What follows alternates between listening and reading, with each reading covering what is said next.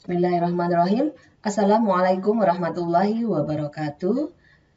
Perkuliahan rekayasa multimedia kali ini akan membahas tentang materi virtual reality atau disingkat dengan VR. Virtual reality dalam bahasa Indonesia diartikan sebagai realitas maya adalah teknologi yang memungkinkan user dapat berinteraksi dengan suatu lingkungan berdimensi 3 yang disimulasikan oleh komputer terhadap suatu objek nyata atau imajinasi, sehingga membuat user seolah-olah terlibat secara fisik pada lingkungan tersebut. Ini adalah salah satu contoh perangkat yang dapat membantu kita menggunakan aplikasi virtual reality. Cara kerja virtual reality. Virtual reality bekerja dengan memanipulasi otak manusia sehingga seolah-olah merasakan berbagai hal virtual di situ terasa seperti hal yang nyata.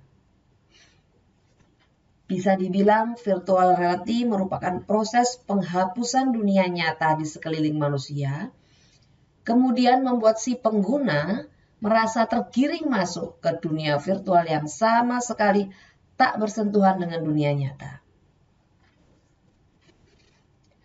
Hal ini memungkinkan karena apa?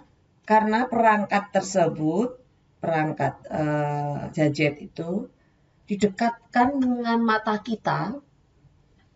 Kemudian mata kita hanya melihat perangkat itu saja. Jadi gadget atau perangkat itu diinsertkan dalam sebuah semacam kacamata, sehingga kita tidak bisa melihat lingkungan luar karena tertutup oleh gadget tersebut. Nah, untuk dapat melakukan hal ini, tentu dibutuhkan berbagai perangkat tambahan. Paling minimalnya jika kita ingin merasakan masuk ke dalam dunia virtual reality, maka dibutuhkan sebuah headset VR. Seperti misalnya yang kini banyak ditemukan di pasaran, yaitu Oculus Rift, Samsung Gear VR, dan nanti bisa juga menggunakan Google Cardboard.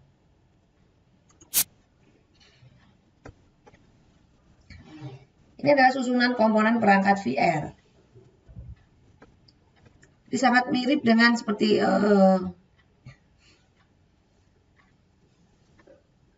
kacamata yang ditempelkan, cuma ada kacamatanya, ada tambahan-tambahan perangkat. Susunan komponen pada VR secara kasat mata, headset VR ini berbentuk seperti kacamata selam. Ya, yang paling mirip memang kacamata selam. Namun dengan lensa tertutup. Bagian yang seperti kacamata selam ini dinamakan sebagai VR box, yang merupakan tempat untuk meletakkan smartphone yang berfungsi memproyeksikan gambar virtual. VR yang menggunakan smartphone ini merupakan perangkat VR versi standar. Berbeda dengan VR headset yang sudah menggunakan teknologi canggih seperti Oculus Rift, di dalamnya bukan lagi menggunakan smartphone, melainkan sudah terdapat sebuah layar yang menampilkan video dan gambar virtual reality yang juga terhubung dengan komputer menggunakan Bluetooth.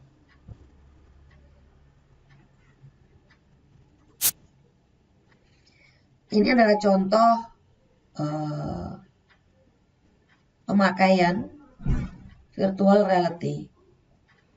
Jadi seperti contoh yang di sini, ini yang disebut dengan VR box tadi itu. Jadi karena ditempelkan dekat ke mata kita dan kita tidak bisa melihat dunia luar, membuat kita seakan-akan dipaksa masuk, dipaksa masuk ke dalam dunia virtual tersebut. Dampaknya adalah kita nggak bisa melihat dunia luar. Jadi disarankan ketika menggunakan VR ini, posisi user itu duduk diam. Kalau berdiri berpindah-pindah itu sangat riskan karena dia bisa melihat dunia luar, dia bisa tersandung, menabrak dinding dan sebagainya. Kalaupun melakukan hal itu, jadi harus tempatnya harus luas, terus ada yang menjaga dan sebagainya, karena itu beresiko, karena dunia luar sama sekali kita nggak bisa lihat. Nah, untuk yang penggunaan seperti ini, contoh ini adalah salah satu aplikasi VR. Di dalamnya kita seakan-akan naik sepeda di lingkungan virtual. Di kanan kiri, kita menengok ke kanan ke kiri, itu akan melihat gedung-gedungnya, bangunan-bangunannya, transportasi umum lainnya, dan seterusnya. Jadi nanti karena mata kita ada dua, yang ditempel di kacamata itu, jadi nanti tampilannya ada dua kotak semacam ini. Dan ini gambarnya bisa kita lihat secara 360, jadi kita menengok ke atas, itu ada tampilan langit misalnya, ke bawah, maka tampilan gambar bawah, entah itu jalan, entah itu gambar bumi, dan seterusnya. Sangat real, namun dia virtual. Piranti virtual reality bisa membentukkan piranti sebagai berikut. Yang pertama, layar komputer atau screen untuk menampilkan lingkungan. Speaker atau pengeras suara untuk menerima informasi pendengaran. Pelacak atau tracker untuk memonitor gerakan kepala user. Jadi ini sangat penting. Karena ketika kepala kita bergerak ke kanan, ke kiri, ke atas, ini akan berubah gambar itu karena pelacak tracker ini. Berikutnya, sarung tangan atau gloves untuk menangkap gerakan tangan dan mengirim informasi gerakan ke sistem. Ini kalau misalkan membutuhkan input berupa gerakan tangan. Ada juga yang enggak. Jadi hanya kita melihat tanpa ada interaksi. Tidak perlu menggunakan sarung tangan atau gloves ini. Kemudian alat bantu jalan, pembolken untuk memantau gerakan kaki dan lain-lain. Ini tambahan. Jadi yang utama ini adalah layar komputer, pengeras suara, pelacak tracker. Ini saja sebenarnya yang utama. Ini jika melihat video VR, jadi kita nggak butuh interaksi. Ini cukup kita bikin seperti ini. Tapi kalau butuh interaksi, perlu input media input, maka butuh media lain, nanti butuh sarung tangan, walker, dan lain-lain. Ini adalah contoh VR box berupa Google Cardboard istilahnya. Ini memungkinkan kita menggunakan aplikasi VR secara sederhana. Jadi dibantu Google Cardboard ini, kita bisa menikmati VR. Jadi intinya begitu. Nanti tampilannya akan berubah menjadi seperti kacamata ini, kemudian dimasukkan ke dalam Google Cardboard seperti ini, kita bisa melihat. Ini harus dipegangi tangan, kenapa? Karena nggak ada talinya. Jadi ada yang ditambahin tali dan sebagainya.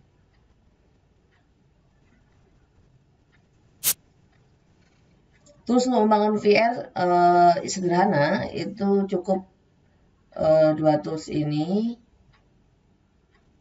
alat untuk membangun gambar 3 dimensinya, mungkin bisa menggunakan Blender dan Unity 3 dimensi. Berbagai macam contoh aplikasi, kalau tadi seakan-akan berada di naik sepeda, gitu ya, di jalan raya namanya. Ini contoh aplikasi, dia menggunakan Google VR, orangnya pakai glasses, tapi tampilan luarnya, ini tampilan luar, orang yang lain yang melihat, ini di dalam lab, jadi dengan menggunakan gloves, itu bisa dilihat perubahan-perubahan tangannya. Jadi nanti untuk aplikasi game, aplikasi yang lain, simulator dan lain-lain, itu bisa dicek kebenaran tampilan yang ada di kacamata si user dan tampilan di luar, sehingga dia sinkron atau enggak, sesuai dengan tujuannya atau tidak. Jadi contoh-contoh aplikasi untuk VR itu bisa untuk driving simulator, memungkinkan flight simulator, ship simulator, shooting simulator. Ini sangat terbuka peluang untuk membuat aplikasi VR untuk kepentingan tersebut. Ini untuk aplikasi VR digunakan untuk membantu dokter melakukan simulasi pembedahan. Jadi ketika melakukan simulasi pembedahan tidak lagi secara manual menggunakan kadaver dan sebagainya. Bisa menggunakan aplikasi VR semacam ini. Nah, berikut ini karya-karya mahasiswa UTM, khususnya dalam membuat VR. Banyak sudahan. Ini beberapa yang bisa saya tampilkan. Dulu ada yang membuat VR Museum 9 Derajat. Jadi membuat gambar 3 dimensi, animasi 3 dimensi, Museum 9 Derajat Lamongan. Sehingga orang yang belum pernah ke 9 Derajat itu bisa jalan-jalan secara virtual. Ini sangat membantu, VR ini sangat membantu digunakan apabila kita ingin keluar tapi nggak bisa. Sangat cocok untuk masa-masa pandemi seperti ini. Pengen jalan-jalan tapi tidak bisa, tapi belum boleh keluar. Kita bisa mensiasatinya dengan jalan-jalan virtual, dengan melalui virtual reality semacam ini. Bisa mendatangi museum, mendatangi perpustakaan. Ini pernah ada VR perpustakaan Lamongan secara virtual, datang ke sana secara virtual. Sudah pernah juga ada yang bikin VR gedung lab teknik. Jadi secara detail dunia virtual dari lab teknik itu sudah pernah dibikin sampai masuk ke ruangan-ruangan, sampai posisi meja, kursi di zaman itu dan seterusnya. Itu sangat real. Sudah pernah dibangun VR-nya. Kemudian pernah juga VR anatomi tubuh manusia. Jadi untuk membantu pembelajaran pengenalan anatomi tubuh manusia, itu dibuat VR-nya sehingga membantu siswa belajar tentang anatomi tubuh internal terutama, contohnya paru-paru, jantung, lambung, organ pencernaan dan sebagainya, organ sekresi dan lain-lain, itu diwujudkan dalam bentuk VR. Jadi seolah-olah si user itu masuk ke dalam tubuh manusia dan melihat berjalannya proses yang ada di dalam misalkan jantung memompa darah, sistol-distolnya kelihatan, bagaimana darah mengalir menyusuri tubuh itu seperti apa, itu ditampilkan secara animasi melalui virtual reality. Ini sangat menarik karena apa? Itu akan pembelajaran dengan cara virtual seperti ini, dengan cara gambar bergerak dan sebagainya, akan memberikan pengalaman baru kepada siswa, sehingga pengalaman baru tersebut akan cepat terekam. Harapannya itu cepat terekam, dengan memudahkan siswa, kinerja jantung itu seperti apa, sistol-distol itu jauh lebih terrecord dengan baik apabila menggunakan animasi secara virtual itu. Nah, apa perbedaan VR dan AR? Pekan kemarin kita membahas tentang AR. Pekan ini kita menggunakan VR. Kalau VR itu menggantikan kenyataan dengan kenyataan dengan dunia semu itu secara keseluruhan. Jadi karena kacamatanya tadi itu, karena jajetnya tadi ditempelin ke mata gitu ya, kita nggak bisa melihat luar sama sekali. Mau nggak mau, kita tidak bisa melihat dunia nyata. Yang kita lihat semuanya adalah virtual. Nah, yang saya sampaikan di atas tadi itu sebelumnya, ketika kita menggunakan perangkat VR, sebaiknya kita dalam posisi safe, posisi aman, posisi duduk paling aman. Karena apa? Kita nggak bisa melihat luar, tangan kita dan sebagainya. Itu bisa saja berekspresi mendadak, kaget misalkan. Akan berupa posisi, itu akan sangat riskan kita nanti nabrak, terantuk sesuatu dan sebagainya.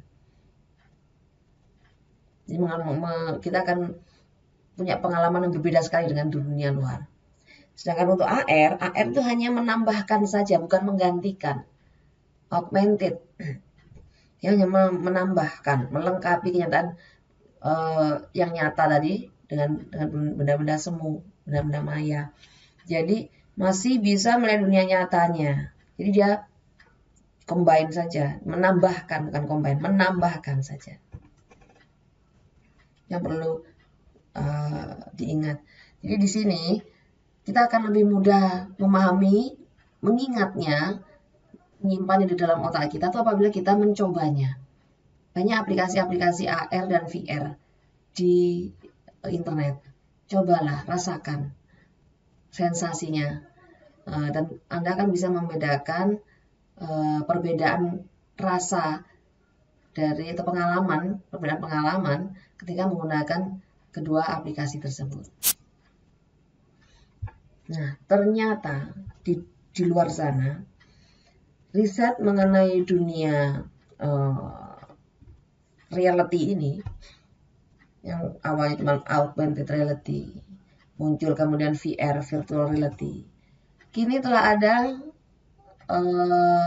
mixed reality. Mixed reality ini menggabungkan atau bukan menggabungkan, mengiriskan, mengiriskan antara dua aplikasi VR dengan aplikasi augmented. Di sini menggabungkan pakai HoloLens ini. Jadi teknologi ini memungkinkan kita memiliki pengalaman yang berbeda lagi. Nah, ada lagi teknologi extended reality. Extended reality ini dia ada VR digabung, ada MR, mixed, dan ada augmented. Luar biasa. Jadi di sini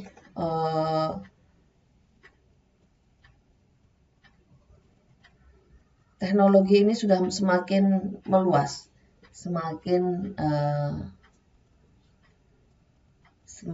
memberi warna untuk kebermanfaatan manusia. Sekarang tumbuh hybrid reality. Hybrid reality ini di sini dia gabungan dari VR, MR, dan AR ini ditambahkan nanti teknologi yang lain yang berbeda. Yang memungkinkan jadi teknologi ini itu seakan-akan sangat menyatu dengan kehidupan manusia, tidak kentara bahwa dia menggunakan teknologi ini. Jadi kalau misalkan VR itu masih menggunakan VR box, nampak kalau dia menggunakan VR, sedang menggunakan aplikasi. Kalau sudah menggunakan hybrid, itu kacamatanya akan berbeda. Jadi sama seperti kacamata yang kita pakai, yang tipis, yang bisa kita pakai sehari-hari. Tapi di dalamnya ada teknologi VR-nya. Dan seterusnya, ini perkembangannya sudah sangat maju. Semoga kita pernah mencoba, nanti kita akan mencoba dan pernah menikmatinya, memiliki pengalaman dengannya. Sepanjang ini. Hybridnya sudah kecapatannya biasa, tapi di dalamnya sudah ada informasi-informasi yang menunjukkan hybrid. Ini juga hybrid. Jadi menggunakan kacamata VR. Tapi masih bisa melihat dunia luar dan seterusnya. Jadi tidak tertutup full dan sebagainya. kita akan sulit membedakan nanti ketika di aplikasi dunia nyata, mana yang mix, mana yang extended, mana yang hybrid. Karena semua menjadi tercampur, blended. Kalau masih AR, masih VR, kita bisa membedakan. Tapi kalau ketiganya ini dalam dunia nyata, ya kita sudah melihatnya sebagai sesuatu teknologi yang blended, menyatu dengan kehidupan manusia. Riset-risetnya terus berjalan. Semoga ini menginspirasi, menambah informasi, menambahkan ide-ide kreatif kelak, mungkin yang digunakan untuk minimal untuk tugas akhir, bahwa kita sebenarnya memungkinkan untuk membangun atau membuat teknologi virtual reality semacam ini. Demikian presentasi perkuliahan saya hari ini. Terima kasih. Saya akhiri. Wassalamualaikum warahmatullahi wabarakatuh.